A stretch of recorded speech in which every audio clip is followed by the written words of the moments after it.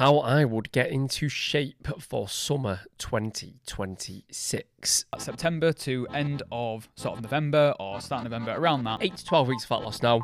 If you're doing Blitz, 12 weeks, finish with a photo shoot. It couldn't be more perfect. Then from November/December through to normally kind of February, early March, we will then go into a little bit of a gaining phase. Once you've got more muscle tissue, you hold your physique at higher body fat percentages way better. It will be that, okay, what do we really want to focus on getting strong with? What exercise do we really love? What muscle groups do we want to bring out? Let's now start filming your training a little bit more. 0.5 to 1% of your total body weight per month. So rather than week, we're talking months here now. And now you're in a beautiful position. You can spend 6 to 8 weeks or whatever it might look like getting yourself ready for the summer. Or you're leaner, you've got more muscle, and you're just going to look amazing. 8 o'clock in the morning, I'll have fish and a rice cake.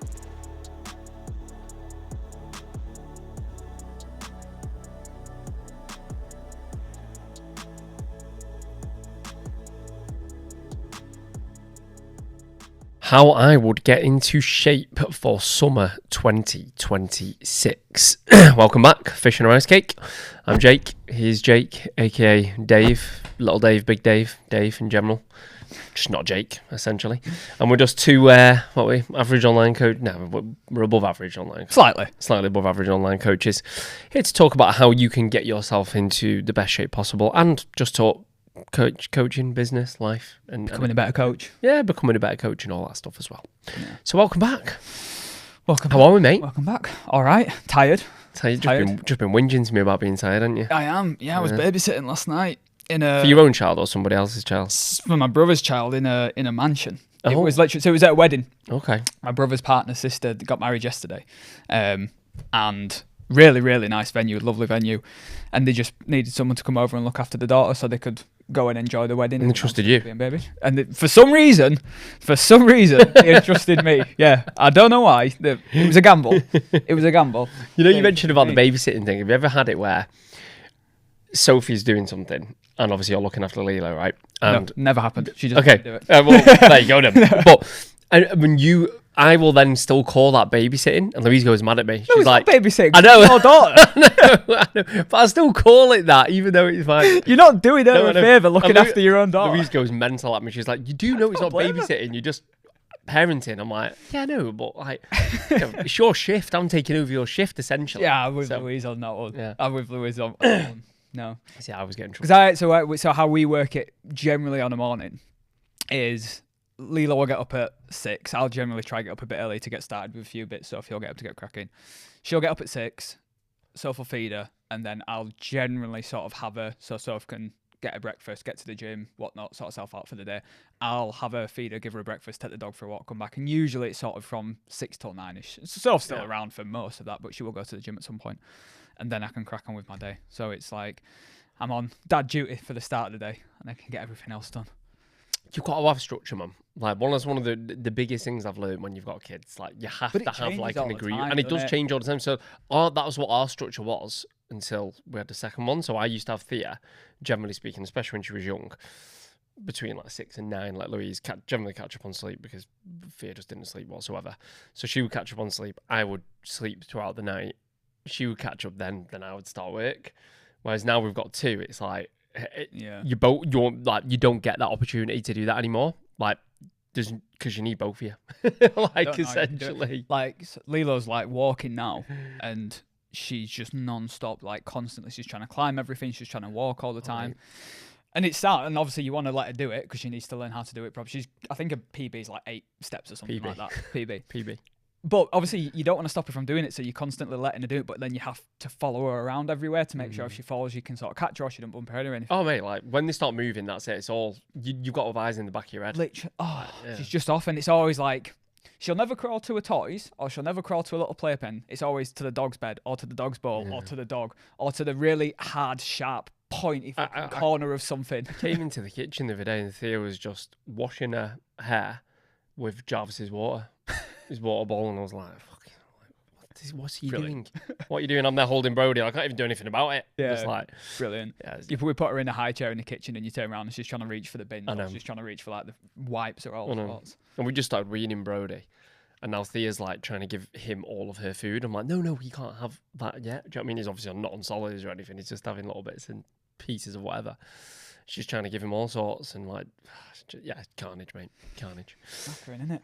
But anyway, what we're really talking about. So we are talking about how you can get yourself into the best possible shape for 2026 because we're thinking long term here, aren't we? We're not just in this. We've just started talking about this summer, so we might as well start talking about next summer. Yeah, but it's kind of relevant because it's not to say you can't get yourself into amazing shape between now and the end of the year. In fact, just on that topic, this will be out by the time it kicks off. It'll be out this Thursday, so the doors will still be open. Oh, the doors will still be open. Okay, well, you've still got a chance then to get into Blitz, but we have got 40 people starting Blitz a week today, or hopefully 40 by the time we finish. 8th of September it starts. 8th of September, so literally 1 week today.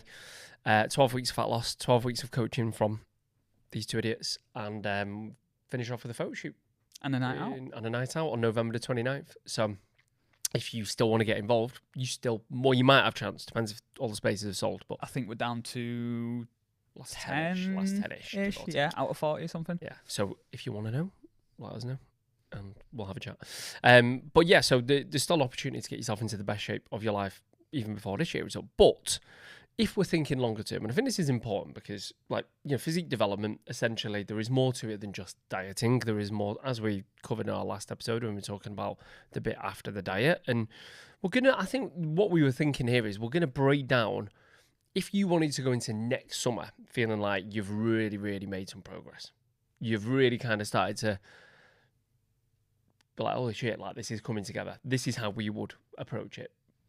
Yeah, so you can essentially not just look the same every single year, or in most cases, a slightly worse version every single year, because most people will tend to, through no fault of their own, it's not intentional, obviously, but when you're not really thinking about things, you'll probably gain a little bit more weight back over the winter and then lose slightly less in the summer. It tends to happen like that. And then and then it gets to the point after 3 or 5 years where most people are like, shit, I need to do something about this. I actually saw I read a really interesting article once where it broke down people's like gradual weight gain over years, and essentially the way that it works is January, Feb, that kind of build up to summer, whatever. People will generally lose a couple of kilos or a few pounds, whatever it might be in context of the person, and then maintain that, give or take, throughout the course of the summer. And then people generally gain a few more pounds in the winter, but the pounds that they gain in the winter is usually more than the pounds that they lose in like the first part of the year. So what happens is over years, people are just adding weight constantly. So even if they're losing weight, they still actually ended up heavier year on year. So quite an interesting take. So what we tend to do now at this time of year, being literally the 1st of September today, we will generally now across the next month, clients will be coming back from holidays, settling back into like a school routine with the kids, getting back to normal. Most of the clients that we have at the minute are kind of like, oh, can't wait to get back into routine, can't wait for all the socials to be done. Like everyone's social battery is just in kind of hibernation mode out. Yeah, it's been holidays, barbecues, summer season, festival season, all that kind of stuff. So what we generally do now is we will again, it depends on the client, but mostly we'll get people to diet now for a little bit. So we'll say, right, holiday's done, summer's done, socials are done. We've probably put on a little bit of weight over the summer. Not much, but maybe a little bit if we've done it. If we've done it right, we've maintained. If it's been a little bit more indulgent, there's probably a little bit on there that we want to trim off. And people generally just want to feel a bit more motivated, a bit leaner, a bit sort of. I always see September's almost like an iteration of January. Like it's like a reset. Yeah. It's a reset. It's an opportunity to draw a line, on the sand. And obviously as well, we're conscious that Christmas, can't believe I'm talking about Christmas in September 1st, but Christmas is kind of on the horizon, so it's kind of with that, okay, well, if we trim down a little bit now, it just means you're coming into Christmas with a little bit of a safety blanket so that you don't have to worry about putting on the festive weight and all that kind of stuff, and you can just go and enjoy yourself and all that. So we will now generally for the next 8 to 12 weeks, depending on your starting point, go into a little bit of a diet. And we'll start to focus a little bit more on pulling back a little bit, cutting down, being a little bit stricter with socials, bringing some of that weight down, feeling a bit fitter, feeling a bit healthier, focusing on the training, back into a good routine with that, and just generally getting ourselves into a better position from a body composition point of view, right? Yeah, so utilising the next 8 to 12 weeks, like you say, to ultimately just kind of chase some fat loss, right? Yeah. Feel good again. So whether that is that you've just enjoyed the summer, or let's say, this year hasn't gone to plan, generally speaking, and you're not one of our clients or whatever, and you're just somebody who listens to these podcasts, you might be in a position where you're like, come on, I need to get my shit together now. So this would be the first thing to do. And this is kind of regardless of the time of year, we'd always advise a diet first, I think, dependent on you. 90% of people probably need a diet first. Even if there's, I did a post about this the other day, even if you've not necessarily got much to lose, obviously there's extreme circumstances. Like we've both had clients come in before where they've been like, I want a diet, and you look at them and you're like, no, you don't need to diet. But even if it's just a couple, like sometimes it can just be the thing that you need to get you kick-started in terms of your motivation, your routine, feeling a bit leaner, seeing a bit of difference and that kind of stuff. Well, let's be honest, there's nothing more motivating, right? And I don't care what anybody says, there's nothing more motivating, especially when the goal is to improve the way you look, right? Generally speaking, you're not going to look that much better if you're straight into a gaining phase, like 9 times out of 10. No, you have to accept you're going to look gradually, quote unquote, worse. Potentially, yeah. Unless you're like really, really slim and, you've always struggled to gain weight, then maybe that for you is looking better. But for most people, they're going to want to lose a bit of weight, tidy up, and actually see some improvements in their aesthetic. So for me, there's nothing more important than just seeing like scales coming down, clothes fitting better, taking your top off and like, walk past the mirror and oh, check it out, a little bit of maybe a bit of a line coming in, a little bit of delta and bicep separation. All those little things when you go to the gym and you like catch yourself, it's motivating to see the changes. So fat loss is generally where we would go. So 8 to 12 weeks of fat loss now. If you're doing Blitz, 12 weeks, finish with a photo shoot. It couldn't be more perfect. So definitely sign up. But it couldn't be, to be fair. So yeah, get yourself lean, get yourself trim. And then if you've done that bit properly, so should we talk about what that could look like, I suppose, before we go into that next part? So what a successful 8 to 12 weeks might look like? Well, again, it depends how aggressive you want to go and how much weight you'd have to lose, essentially, right? But it is just having that consistent target of knowing what you're eating, being in a good routine, training 3 to 5 times a week, getting a few more steps in. And you might pull down in 8 to 12 weeks if you've pulled, again, this is very, very general because it's completely dependent on the person. But in 8 to 12 weeks, you've pulled anything from 4 to 8 kilos down. Yeah, we generally go for that kind of 1% of your total body weight per week as an average. 1% of total body weight might be per more, week. some weeks might be less. Earlier weeks, you might lose a bit more just because you're dropping some of that holiday weight and things, and that might come off a bit quicker because it's food in your digestive system, it's additional water weight, it's all that kind of stuff. But then if you can average out around that area, that's pretty successful. Like most people over 8 to 12 weeks then are going to look very different. Yeah. So then you do that September to end of sort of November or start November, around that. A little bit of a tidy up, bit of a diet so you can come into Christmas in a better spot. Then from November/December through to normally kind of February, early March, we will then go into a little bit of a gaining phase. Generally over December, I'll probably keep him at maintenance. I won't go into a surplus. I think the gain naturally happens in December, so you don't need to focus on the gain. Just allow that. If you keep your baseline calories at maintenance or even sometimes slightly below through December, it means you can literally just go enjoy your Christmas parties. I say Christmas Day. I've never had a client have targets on Christmas Day. You know? I once had a coach tell me chicken and broccoli on Christmas Day. yeah. The opposite, did they not want it enough? I once had a coach tell me you can have your Christmas dinner off, but everything else needs to be tracked. I think Christmas you've period. said that on this podcast. Yeah, and I was just like, fair enough, you're not the coach for me. But so it will be keeping around maintenance through December. The biggest shift is the training, isn't it? The biggest shift is like right now, not necessarily that the training will massively change. We will do a bit of a change in the plan to have a little bit of a change in focus and motivation, but it will be that, okay, what do we really want to focus on getting strong with? What exercise do we really love? What muscle groups do we want to bring out? Let's now start filming your training a little bit more. Let's really set some weight targets. Let's focus on intensity of training, making sure that because in a fat loss phase, realistically, like most people aren't going to build muscle, like most, not everybody, some people will, but most aren't. You're going to look to maintain as much muscle tissue as possible. And if anything, you look especially, bigger. Absolutely, you look bigger. But if anything, especially if you're fairly experienced, you might even lose a bit of muscle tissue. Like that's quite normal. Even with keeping training consistent, protein really high, you still might lose a bit of lean tissue. So this is where we want to switch that around. Okay, so where we were looking at that 1% rate of gain per week, we're now probably looking at, and again, it depends on your starting position, how lean you get. If you get really lean, it can be more aggressive. If you're still kind of not as lean as what you'd like to be, it can be a little bit more moderate here. But 0.5 to 1% of your total body weight per month. Rather than week, we're talking months here now. Yeah. And this is where it's important to understand that you need time. Like building muscle isn't an overnight thing. You can't do it like you can do in a fat loss phase with 8 to 12 weeks. Like it takes a lot longer. So this is why we hate and we say we hate this because we used to do this. I used to do the Dreamer Bulks, the fucking seafood diet, seafood and eat it. And you just get fat. Right, you just get fat very, very quickly. So what we would do is we'd finish the diet, we'd try and bring you up to maintenance as soon as possible. And this is what I would do if I was you. And then I would spend, as we mentioned, as long as possible, but the best part, 20, 24 weeks. So you're talking 5-6 months, gradual increase, really focus on training intensity, making sure you are utilizing that time properly so that when the end of Feb, start of March comes around, One, if you've done this game properly, you think about that rate again, you're probably still lighter than where you were when you first started.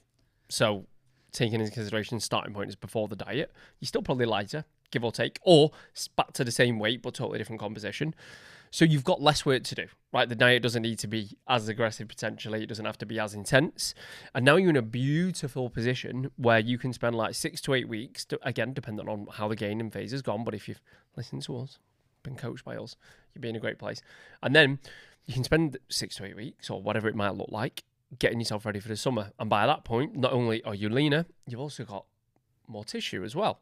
So you've got more muscle, you're leaner, and you're just going to look amazing. Yeah, literally that. Like, you probably find that you might lose, let's say, 6 kilos in that first sort of September to December diet. You might then put 2, maybe 3 back on over that Christmas sort of January, February, March period, and then you might drop another 3 or 4 in the next one with a shorter time to diet, leaving you net, like you said, still going to be leaner, looking bigger, looking stronger. Your strength's gone up. You're happy with how you're looking. And then not only that, you've been leaner for a hell of a lot longer. And you've been able to eat more food while staying leaner, so you'll feel like you've got a bit more control, a bit more flexibility. You won't worry about the summer as much. You won't worry about all that work being undone with a week in IB for or whatever it is. And the beautiful thing is, once you've got more muscle, like you can actually, the way you hold your physique is so different, right? And it's something I've noticed over the years. Like I've got a picture of me at 90 kilos about 3 or 4 years ago, and I was so out of shape, man. Like I looked horrendous. Whereas I'm sat around about 90 kilos now, and don't get me wrong, I'm far from in the best shape that I've been in, but I still got visible abs and like way more definition, and I still look relatively lean to like the norm. Do you know what I mean? Like to the normal person, like what? Do you know what I'm saying? And it's like, once you've got more muscle tissue, you hold your physique at higher body fat percentages way better. So you no longer have to do those like big aggressive diets. You no longer have to do that big fat loss phase at the start, because you put the work in with the, building muscle and making sure you've not done it in a get fat as possible manner. So you hold your composition better, you can eat more, you can have more flexibility. Like something that we say to a lot of our clients is, during that first fat loss phase, the September to November time, for example, or December time that we're talking about right now, that probably will require a lot of balance to go, but that balance does come back. Do you know what I mean? And when you've gone through these phases and you've done it maybe a couple of times, not only do you feel really proud of the way that you look and the way you feel, and you're really confident in yourself, that balance does start to come back, I promise you. And I think a lot of people think, shit, this is just going to be my life forever. And it's not. Do you know, it does come back, but you've got to do those phases properly. Yeah, it's literally that. Like, all the people that we'll have next summer, or the majority, in really good shape, where we get people asking, okay, I'd love to look like so-and-so. Like, this is what they're doing. This is exactly it. It's that. And that's not saying it's literally like, right, from day one till next summer, it's focus, because it's not. It is casual, it is relaxed, but it's just that they've got a little bit of a structure and a plan, so that they know what they're doing and they know what they're working towards. Yeah, and the people that, we, generally speaking, our clients will stay with us for a fair while, and like I've got people who've done shoots this year, as you have, no doubt, and we're not thinking about now. We're not thinking about the winter. Like we're already planning like next year. Do you know what I mean? And like that's the mindset you've got to have with this stuff, because as much as some coaches online will lead you to believe, and if influencers and fucking people like that it is a quick fix, it's not. Just takes time. It just takes time, and you don't have to be like super dialed in. You don't have to be this fucking productivity machine doing the optimal lifts and things. It's like, as long as you've got the right guidance, the right program, as long as you give it enough time, then you're going to do pretty well. So that's it. You've got no reason not to be in shape next summer now. Yeah. And you should be on blitz by the time you've listen to the end of this. If you do blitz, you've done that first bit, no problem, and then you can do the second bit. So if I was you, I'd join blitz personally. Not biased. Not biased at all. Yeah, so that's that. If you want to be in shape for summer 2026, that's how we go about it. Sweet. Sweet. Catch you in the next one. See you in the next one.